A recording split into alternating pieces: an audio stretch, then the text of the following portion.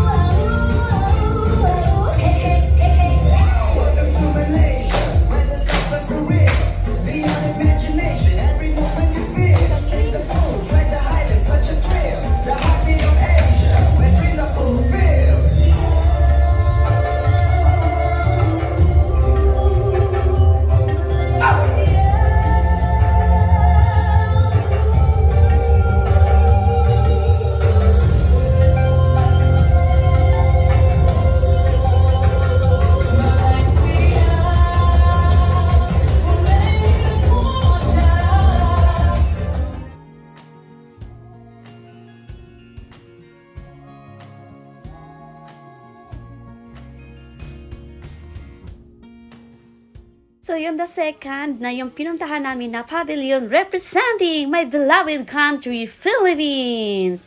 So, dito sa Pilipinas, wala din siyang reservation. So, all walk-in, pipila ka din, tapos mag-aantay ka din ng 20 to 30 minutes bago ka makapasok sa loob mismo ng ating magandang pavilion.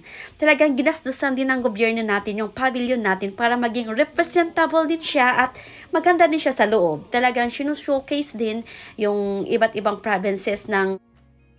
So, ito guys, nakapasok na kami mismo sa loob ng Philippine Pavilion. So, bali ito yung parang entrance nila bago ka dun makapasok sa loob, yung mga illumination effects.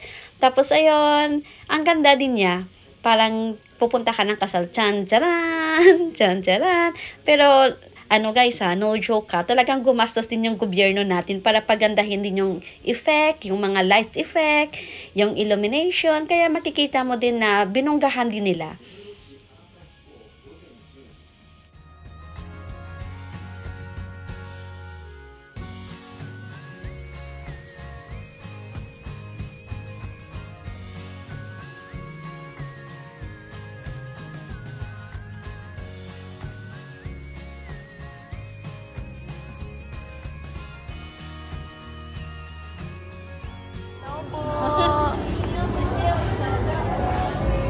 National Capital Region, NCR, Calder.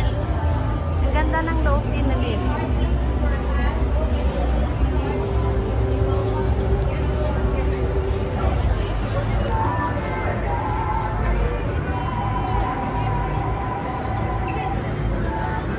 Ay, ang ganda ng ano, yung, ano ba yun?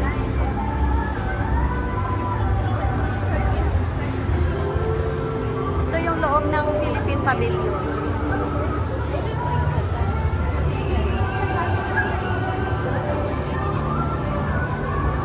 Central Visayas representing Bohol, Aklan, Guimaras. Sana yung ano ko, bakit wala yung Negros Occidental?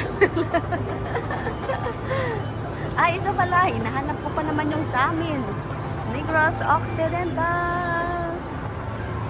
Ayan.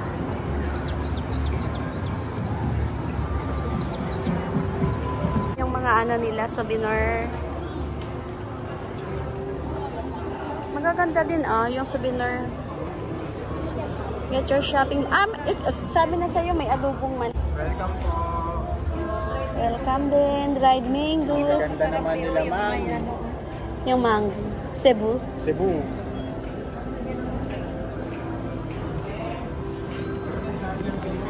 Abe, Filipino food sa labas. Thank you. May lechon ba? Wala. Wala ka. Halo-halo tayo. Sa gilid lang. Salamat. Mote, may lechon at halo-halo. Ay, ito talaga, Bio Pearl. Alien pearl talaga siya. Oh, bracelet na pearl. Oo. Totoong pearl siya.